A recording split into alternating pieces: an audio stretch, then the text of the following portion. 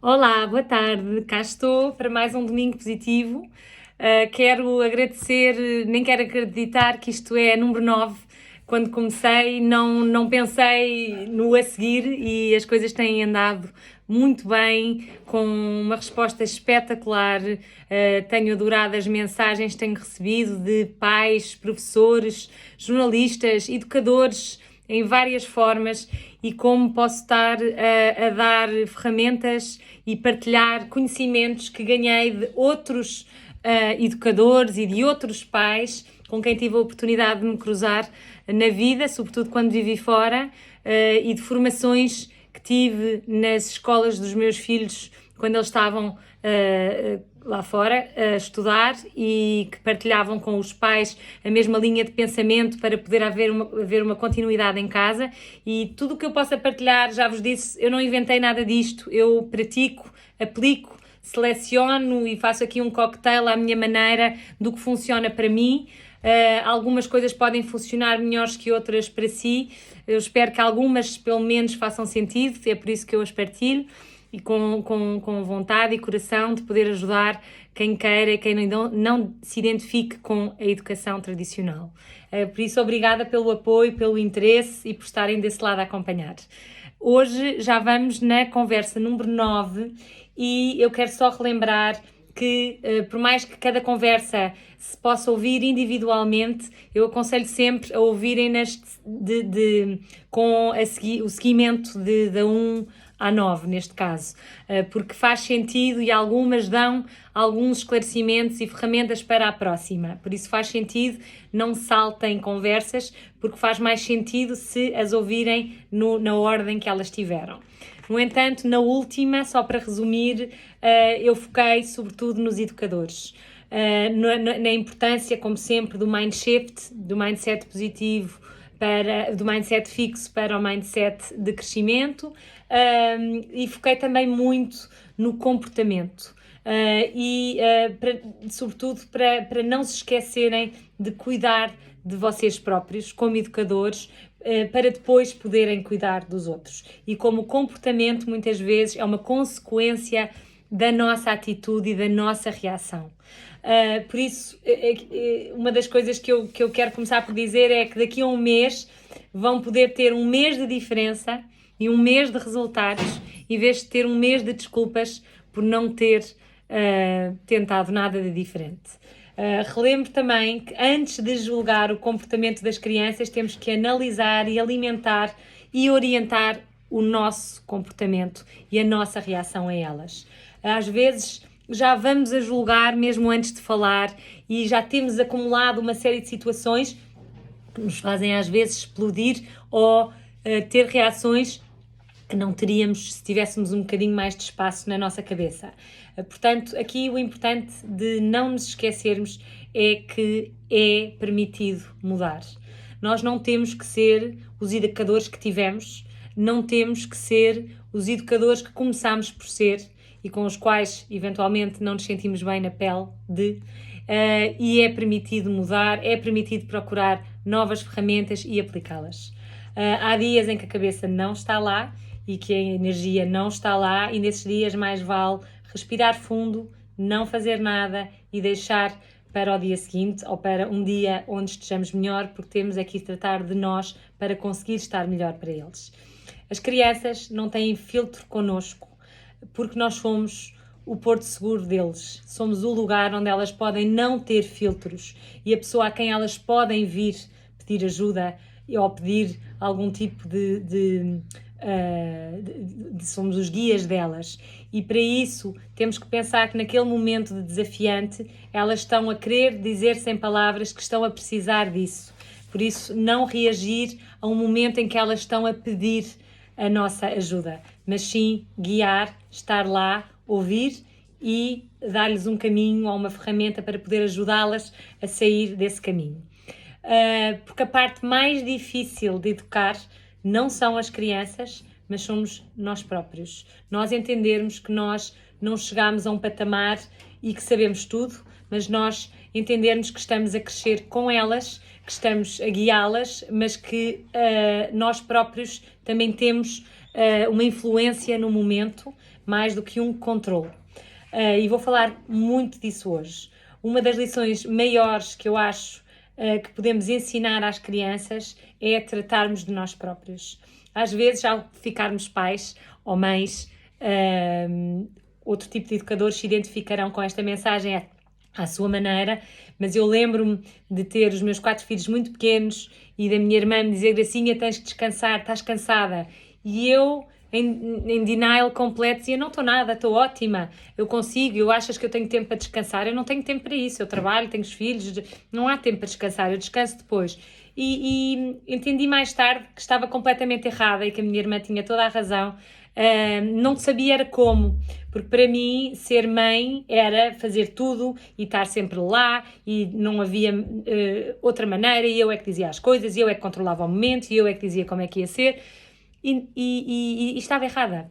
Eu tinha que tratar de mim, cheguei a um ponto de cansaço total, ainda bem que me dei conta e que quis tratar de mim e que quis aprender maneiras de poder gerir o meu tempo e de poder dar espaço às pessoas que eu tinha à minha volta que me poderiam ajudar e que eu poderia também nessa altura crescer e dar a mim própria a atenção que eu também precisava para poder dar de volta aos meus filhos.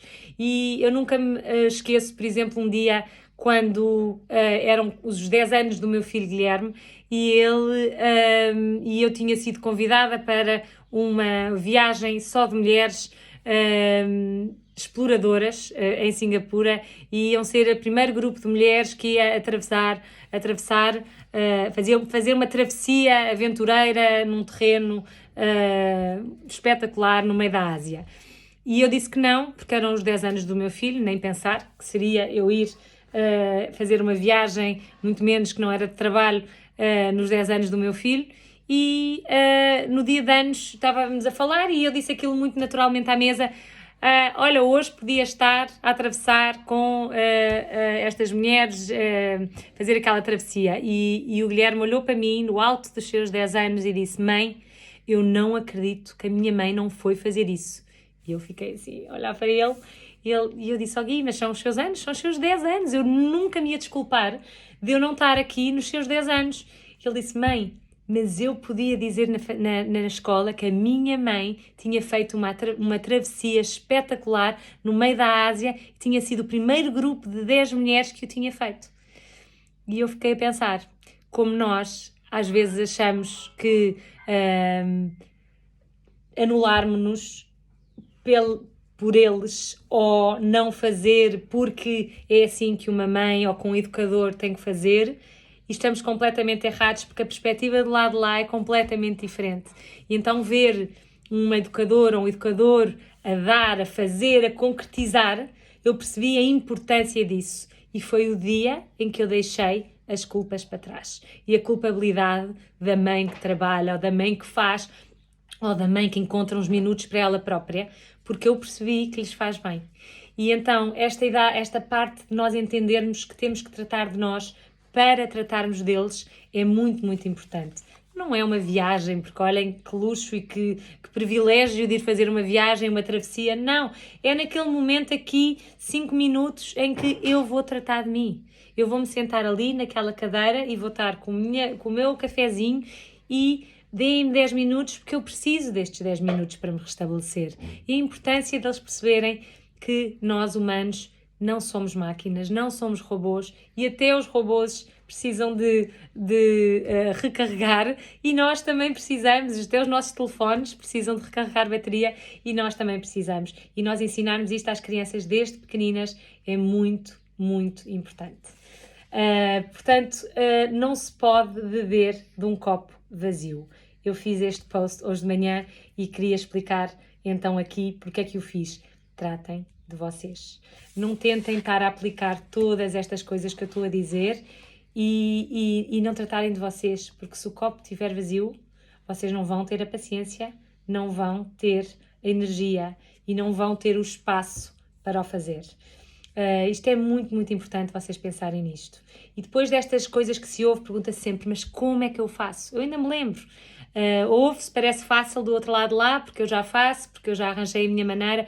Eu não vos posso dizer todas as ferramentas, porque somos todos diferentes, todos temos vidas diferentes, mas eu tenho a certeza que vocês vão conseguir encontrar 5 minutos onde vão conseguir ter esses 5 minutos só para vocês, nem que seja escondidos, como eu tive hoje de manhã nas escadas, mas eles já sabem que é onde eu vou e eu preciso daquele tempo. Na altura que eles eram pequenos, era ao pé deles a brincar e isto vai se adaptando e vai evoluindo connosco. Mas eles terem o respeito do nosso espaço, assim como depois na adolescência pedem o respeito do espaço deles, é muito, muito importante. No fundo, não somos tão diferentes dos nossos filhos.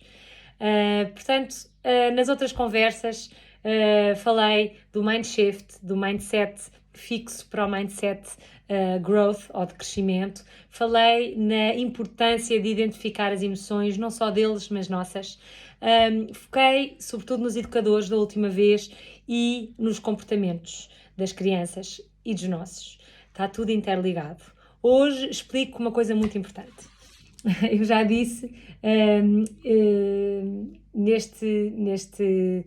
nesta conversa que eu já fui isso, não é? E eu quis mudar. Eu não me via naquela educação tradicional e às vezes via-me a imitar formatos que eram os que nós conhecíamos e que conhecíamos, mas eu dizia isto não tem que ser assim, não acredito que se tenha que educar assim. Às vezes ver a cara de terror, porque eu tinha feito uma cara de má e eu não queria fazer aquela cara de má, eu não queria ver aquela cara nos meus filhos. Portanto, aquilo tudo pesava-me à noite, pesava-me de dia, era um sentido de culpa constante e eu quis sair de lá. E esse ciclo do relembrar, dizer, relembrar, berrar, repetir, explodir, não era para mim. Portanto, houve uma coisa que me ajudou e esta frase repete na minha cabeça até hoje, que é: como é que eles se vão lembrar de mim ou quando eu já não cá estiver ou quando eles forem adultos? Como é que nós queremos que eles se lembrem de nós? Eu não queria que eles se lembrassem de mim daquela maneira. Portanto, há aqui uns erros que nós fazemos constantemente. Um é que eu achava que eu não conseguia. Eu via as pessoas, quando comecei a observar o que era isto da educação positiva, eu dizia: não, mas eu não consigo fazer isto. Eu voltava para casa, tentava, aquilo não dava. Então eu dizia: eu não consigo fazer isto. Ou eu achava que as pessoas nasciam com uma personalidade ou calma ou explosiva e que eu tinha a personalidade explosiva. Errado.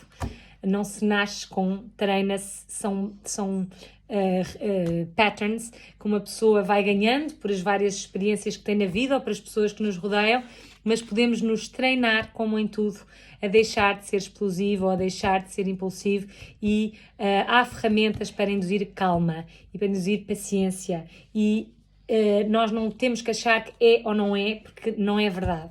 Então, para isso não conseguíamos aprender outras línguas, por exemplo. Portanto, o ser impulsivo, explosivo, controlador, que está muito presente na educação tradicional, são hábitos, são treinos e nós fomos treinados a vida toda porque a educação tradicional é uma educação controladora. Portanto, é a que nós conhecemos.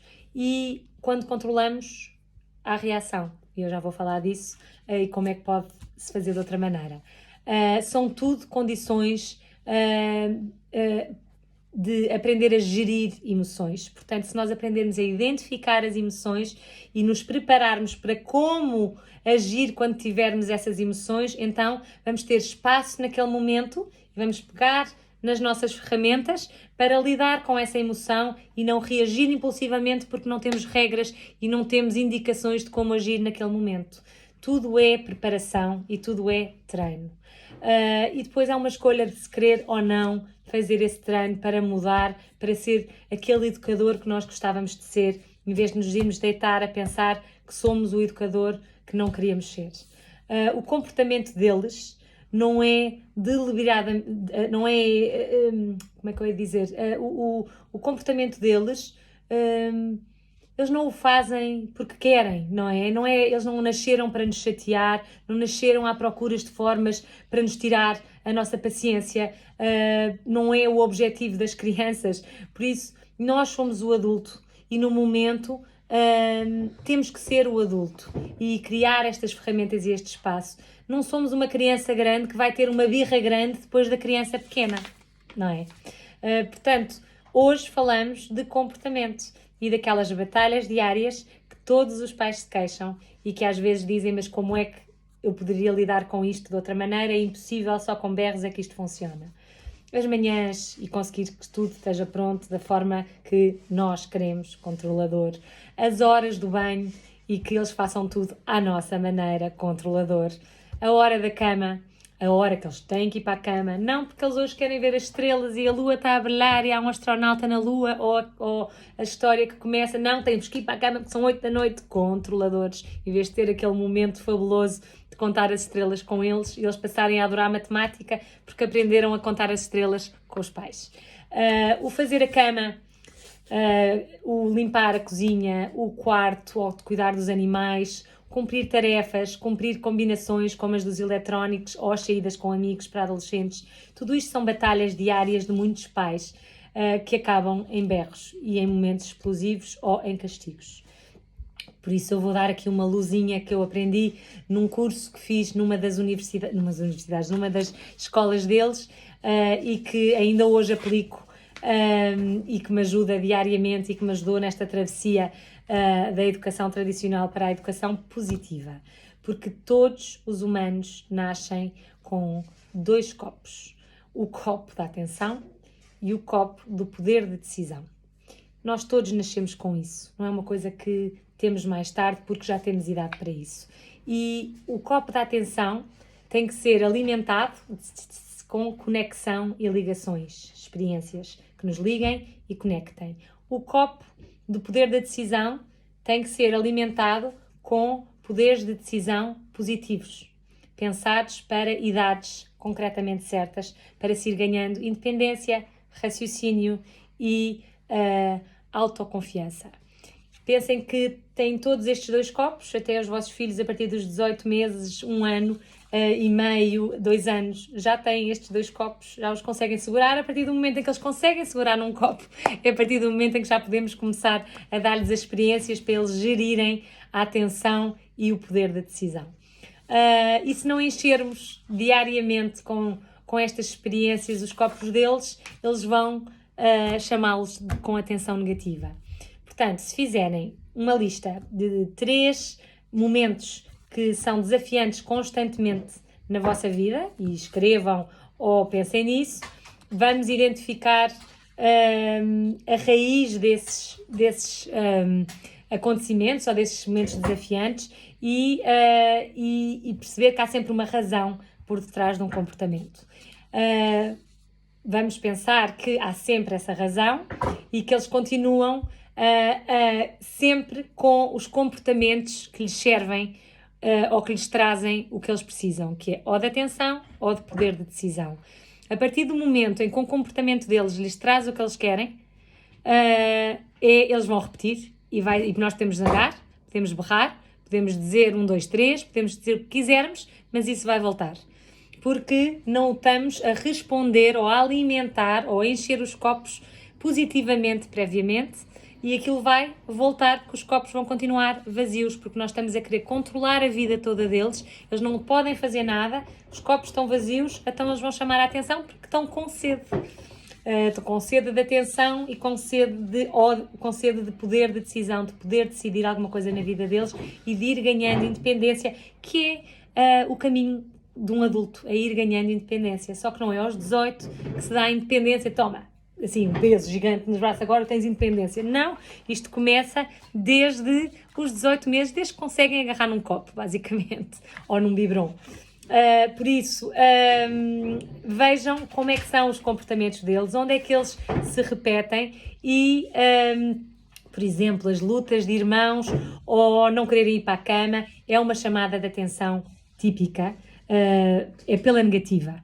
Vai sempre ser, se não tiveram a atenção suficiente durante o dia ou depois da escola ou aquele momento sem ser a fazerem, a não estarmos ali com eles, a dar-lhes a atenção, então não vamos o Gui está aqui a fazer trabalhos manuais e estão os barulhos todos, eu estou-me aqui a tentar concentrar. Por isso, se não tiveram essa atenção, eles vão chamar de alguma maneira, ou é com o irmão, é o posicionamento de irmãos, e então vai chamar a atenção e vai, de alguma maneira negativa, chamar a nossa atenção. Por isso, preparar isso com conversas é bom e dar atenção com momentos que se criam, sejam eles quais forem, de pais para filhos, de educadores para alunos, vai nutrir e dar e encher esse copo que eles vão beber e que não vão pedir tantas vezes. E se acham que eles têm atenção suficiente, mas mesmo assim continuam a dar chamadas negativas, então quer dizer que estamos a passar para um momento de pedido de poder de decisão, de uma escada acima de mais independência, de mais espaço para poder contribuir e agir com a decisão dele e com a opinião dele. E isso também é válido, nós podermos validar que uma criança que está a querer contribuir e fazer parte do momento da família, da casa, da sala de aula, faz todo o sentido. Portanto, neste momento não é o momento em que vocês pensam, era o que mais faltava, eu sou o adulto, que eu dar um espaço à criança para ela pensar, era o que mais faltava, eu tenho isto no livro para ele aprender, ou tenho isto para eles fazerem, eu na minha altura, isto é que se não era assim, eu é que sou o educador, eu é que sou o pai, eu é que decido, isto é fixed mindset, isto é mindset fixo. Vamos pensar com um mindset de crescimento, que está em todas as outras conversas, e eu já acho que vocês, quem me acompanha, já sabe bem do que eu estou a falar, mesmo que ainda esteja a começar e a praticar, já sabe qual é o conceito, e então vamos pensar que eles e nós somos iguais, somos humanos, temos uma personalidade. Eu se calhar sou explosivo, ele se calhar é calmo, mas todos nós temos uma personalidade. Mas sobretudo o educador tradicional, pais, professores, avós, babysitters, quem for, é normalmente hipercontrolador. Quer controlar tudo e vão atrás fazer a lista e vão ver que vocês é que dizem como é que é. A criança não tem opinião, não tem palavra e não é validada nem empoderada a ter iniciativa, independência, espaço para ser. Portanto, a realidade é que ela não se pode mexer, está assim. E são os momentos em que ela diz, eu quero mexer, eu quero contribuir, eu estou aqui, eu sou uma pessoa, eu tenho direitos. E tem. A realidade é que a criança nasce com esse direito e deve exercê-lo. E ela precisa de um certo tipo de independência, autonomia e controle. Há para todas as idades. E dependendo dessas idades, nós vamos lhes ter que começar a dar isso. E eu tenho aqui uns exemplos por idades. Dos 3 aos 4 anos, foi-se abaixo, dos 3 aos 4 anos, eles podem vestir-se, lavar os dentes, fazer a cama, fazer o pequeno almoço simples, limpar os pratos, pôr a roupa na máquina, ajudar, não é? As coisas não se partem, adoram pôr a roupa na máquina, ajudar a arrumar os brinquedos. Rapazes também. Dos 5 aos 6 anos podem ajudar a pôr e a tirar a mesa, podem ajudar a limpar os pratos perfeitamente, não precisa de ser perfeitinho, estão a participar, a fazer o lanche da escola, podemos pôr as coisas na mesa e eles põem dentro da caixa, pôr os pratos na máquina, a arrumar roupa já dobrada nas gavetas, a começar a ter uma semanada, a ter independência do que é que vão brincar, quando, aonde, e a começar a usar tesouras seguras. Dos 7 aos 8 podem acordar sozinhos, ter o seu próprio alarme, podem aprender as maneiras à mesa. Não façam como eu, que achava que aos 2, 3 e 4 eles já deveriam comer bem à mesa, e perdi uma série de momentos espetaculares onde eles podiam aprender as texturas e a descobrir e a não ficar com medo porque já têm que estar bem à mesa. Porquê? Deixem-nos explorar, eles nem estão a assimilar com aquela idade, portanto, a partir dos 7, 8 anos é que eles começam mesmo a assimilar, aliás, eles vão-vos copiar. Portanto, é muito mais importante ter uma bela de uma conversa à mesa, como aquelas perguntas todas que eu vos dei na outra conversa, e eles não se lembrarem que a mesa é sempre um momento onde estão a ouvir o que fazem mal. Por isso, podem começar a pentear o cabelo sozinhos, a ter um relógio para perceber a gestão do tempo, a escolha da roupa, quando vão comprar. Não obriguem a vestir o que vocês querem Eu, por exemplo, dizia nos dias de festa, eu orientava o que eles iam vestir, nos outros dias todos eles podiam vestir o que queriam. E começaram-se a vestir sozinhos. E às vezes não vai ser coisas que nós gostaríamos e não digam que fica mal o que eles puseram.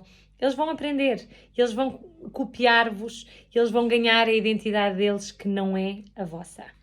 E podem tomar duche sozinhos. Dos 9 aos 10 já são muito mais independentes na cozinha. Os meus filhos já cozinham omeletes e eles, como gostam de comer comida, como comiam na Ásia ao pequeno almoço, já tratam do seu pequeno almoço enquanto estamos na cozinha, sempre com um adulto por perto. Tomar conta dos animais, ir passear os cães, os gatos e dar-lhes banho. Fazer algum tipo de caridade.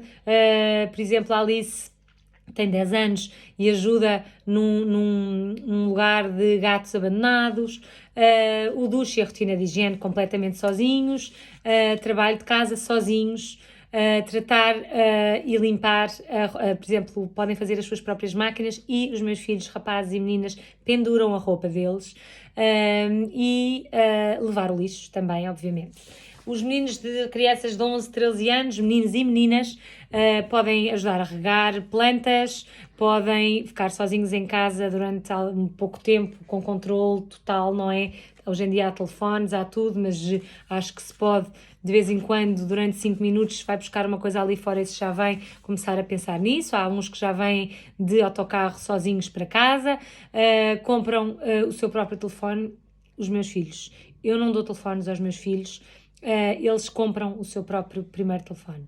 Portanto, desde pouparem nas suas semanadas, seja os anos que eles quiserem, seja com alguém que lhes dá dinheiro e que eles vão poupando aqui e ali nos anos, o padrinho, o avô, os meus filhos compram o seu primeiro telefone e depois a partir daí tratam dele de outra forma. Por exemplo, o Guilherme ainda não tem telefone, o Benjamin já tem telefone, por exemplo, o Guilherme é mais velho que o Benjamin. A Alice já comprou o telefone dela porque fez um anúncio e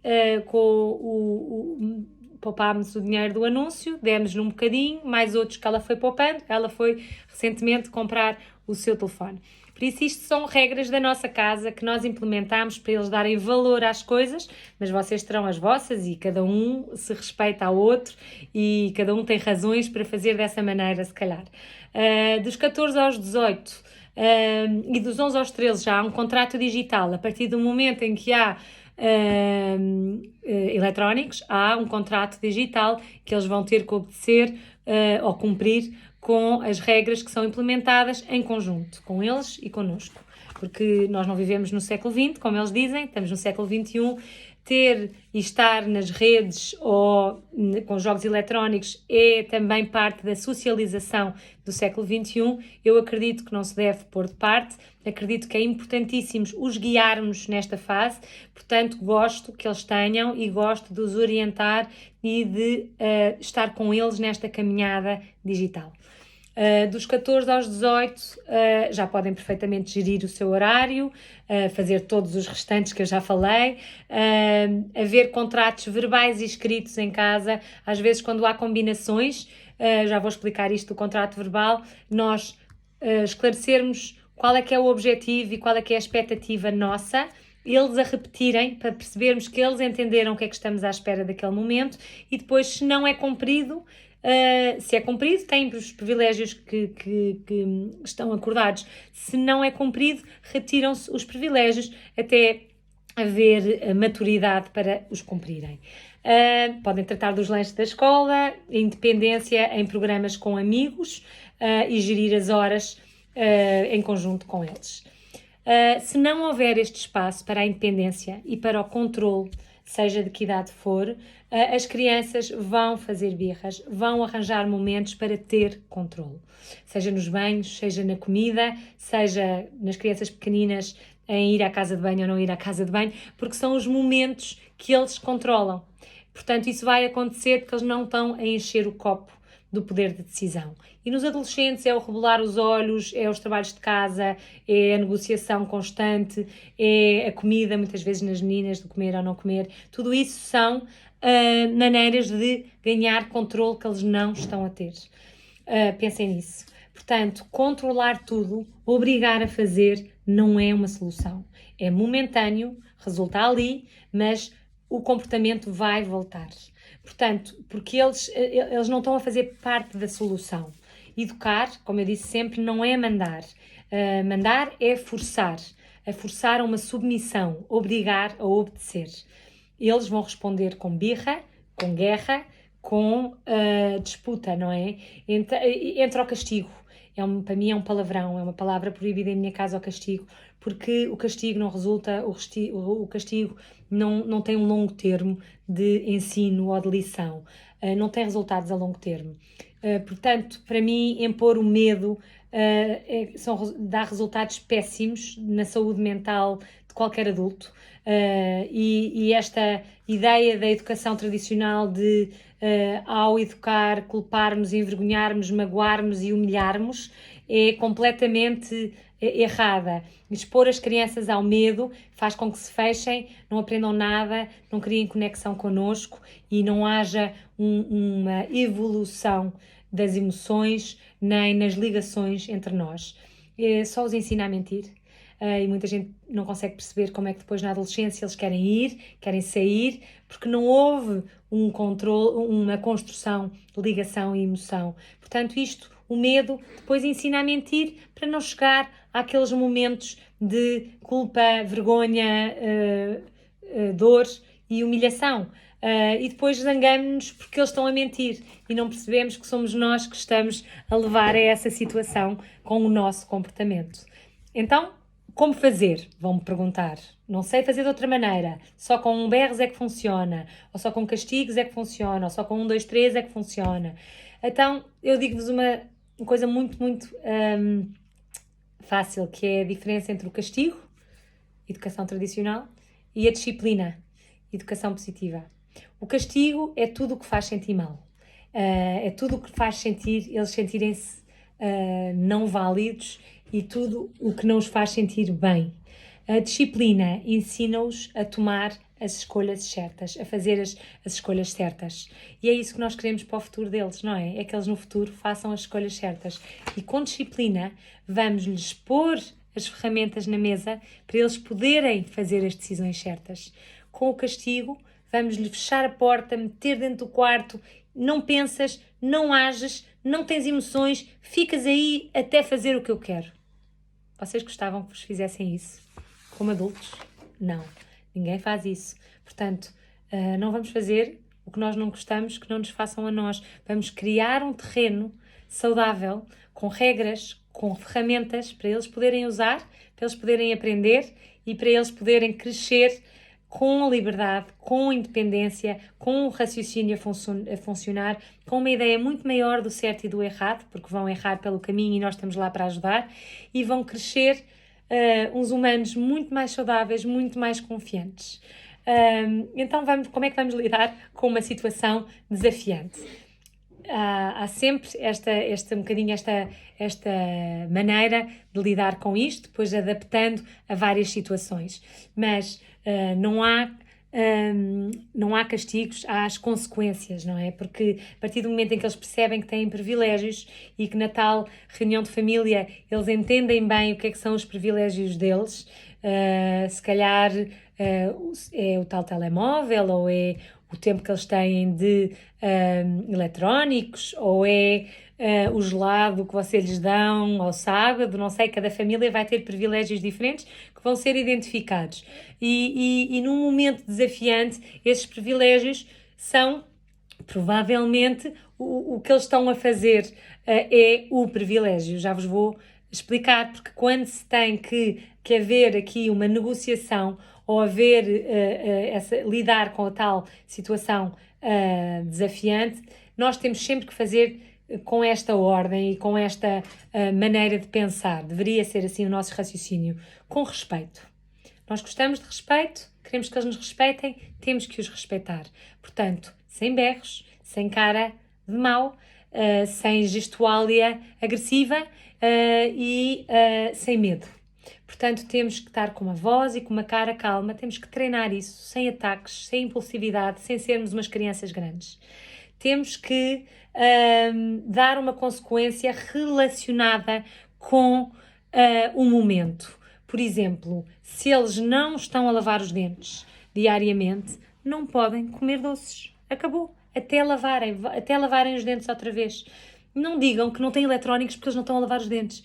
Isto é um curto-circuito, não faz sentido, não é justo, e é o que eles vão dizer, isso não é justo, não estão... E realmente não é, eles têm razão. Portanto, o não lavar os dentes, não comem doces, não há as gomas, não há nada com açúcar que esteja no frigorífico, não há cereais de manhã, não há nada que tenha açúcar. Há legumes, há sopa, e que isso faz lindamente, mas vamos então relacionar com a ação que não está a ser feita. Por exemplo, não põe o capacete quando está a andar de bicicleta, não anda de bicicleta. E põem um tempo em que não vão ter e depois dão-lhes a oportunidade de tentar outra vez mais tarde para ver se eles já ganharam maturidade para ter, seja uma semana depois, para crianças mais pequeninas é menos tempo, para crianças maiores é mais tempo. É adolescente, foi sair com os amigos, não chega às horas que combinou, na próxima semana não vai sair com os amigos. Vão reclamar, vão, mas vão perceber que nós demos o espaço, impusemos um terreno de confiança, não foi cumprido, não tem ainda maturidade para ter essa confiança nossa.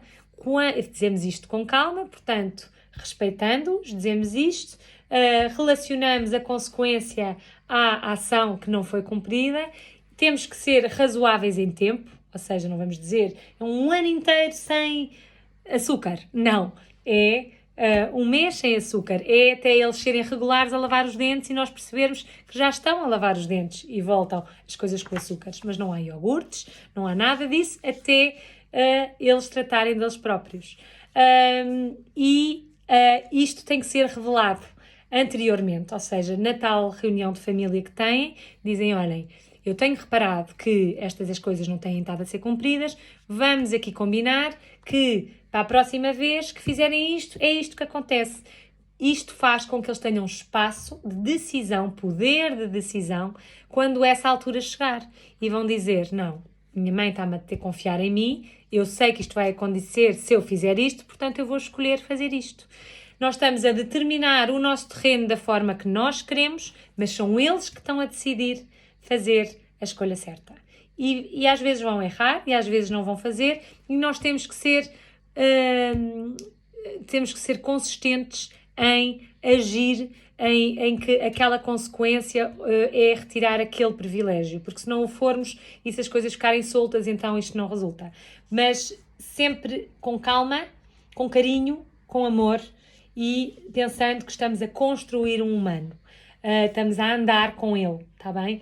Portanto, não use coisas negativas e de mindset fixo ou de educação tradicional em ataque. Tu nunca fazes o que eu digo, ou já te disse que, ou nunca me ouves, ou na minha altura eu nunca falava assim com o meu pai, ou estás sempre a dizer nananana. Isso não vale a pena, isso é mindset fixo, é educação tradicional, eles fecham-se, não ouvem, mais vale irem para o quarto e ninguém fala com ninguém, até falar outra vez e está lá o crack, está lá a rachazinha que ficou dessa discussão. Se querem um diálogo, usem-no, usem a respeitar, a relacionar a consequência com a ação que não foi feita, sendo razoável com o tempo dessa consequência e com o revelar em avanço o que é que acontecerá se não o fizerem, não em tom de ameaça, isto é combinado numa conversa normal, para eles terem o tempo e o espaço de escolha e o poder de decisão a fazer. E assim, de pequeninos a grandes, se vai acompanhando com diálogo, com conversa e não com ameaças e com medo as crianças. Os pais delineiam o terreno, clarificam as consequências, eles repetem-nos que perceberam. É muito importante eles nos repetirem nessa reunião de família ou no momento em que eles dizem, pai, posso ir sair com os meus amigos? Claro que podes, olha, às 11 quero-te em casa, se faz favor, não te esqueças. E eles dizem, e percebeste o que é que eu disse? O que é que eu disse? Como é que ficou combinado? Às 11 já sei, às 11 tenho que estar em casa. E nós até dizemos, olha, fico à espera que tu cumpras, tenho a certeza que conto contigo, que és uma pessoa responsável para isso. Se não for para a próxima, já não te posso dar esta confiança e se calhar já nem vais sair com os teus amigos. Por isso, pensa bem não sei como é que querem dizer, como é que falam com os vossos filhos, mas é importante haver esta comunicação, eles perceberem, eles nos dizerem que perceberam, para depois não dizer, eu não tinha percebido, não era as não sei quantas, mas é que a não sei quantas disse que... Não, isto é tudo dito antes, olha, não digas que depois não apanhaste o Uber a tempo, o Uber não chegou, ou não sei quantos, não tinha a chave do carro. Isso é assim, isto é as condições porque tu podes ir sair com os teus amigos. E depois, se eles falharem, ou se eles não cumprirem, não façam disso um drama, com a mesma calma e com o mesmo respeito, dizem, que pena, olha, para a próxima é pena, para a próxima não vai poder ser assim. Agora vamos ter que esperar um bocadinho até que tu penses quando é que consegues cumprir isto. E eles um dia vão vir ter com vocês e dizem, eu acho que eu agora já consigo. E vão ver que eles vão querer fazer a melhor escolha. E isso é o dia que a vida começa a mudar, que a vossa relação começa a mudar, e há um empoderamento, uma ligação, uma conexão entre pais e filhos que é inexplicável. Mesmo no meio, com erros, com conversas e com um crescimento mútuo de pais e filhos. Porque a decisão final é deles. E isso muda tudo. E é muito importante pensarem nisso e se quiserem escolher esse caminho. As crianças não nascem com más intenções, não têm como objetivo esgotar a nossa paciência, esgotar-nos. Não ajam dessa forma, como se eles fossem um problema. As crianças não são um problema. As crianças são humanos com pouca experiência que estão a aprender a crescer. Se estamos esgotados nós e sem paciência, temos que, número 1, tratar de nós. Número 2, implementar as ferramentas certas e não agir impulsivamente como uma criança. Eles precisam de amor, de conexão, de pertença, de validação, que os guiemos a chegar a uma independência e não que sejamos umas crianças grandes que fazem birras depois das birras deles.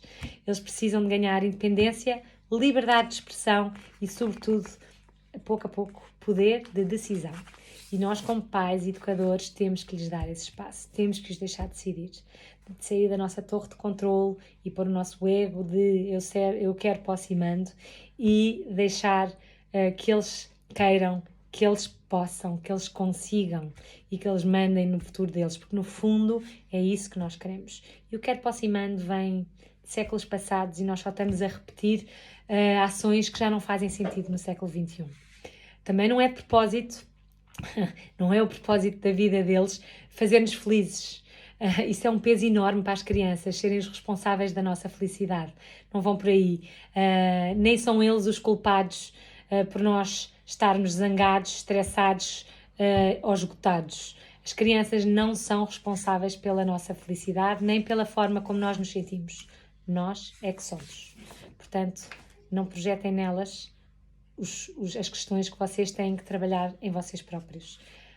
E se vocês sentirem estas coisas, façam uma lista e comecem a perceber o que é que têm que fazer para resolver esses temas da vossa vida que têm que resolver, mas não projetem isso nas crianças, nem em educação, nem em casa, nem na sala de aula.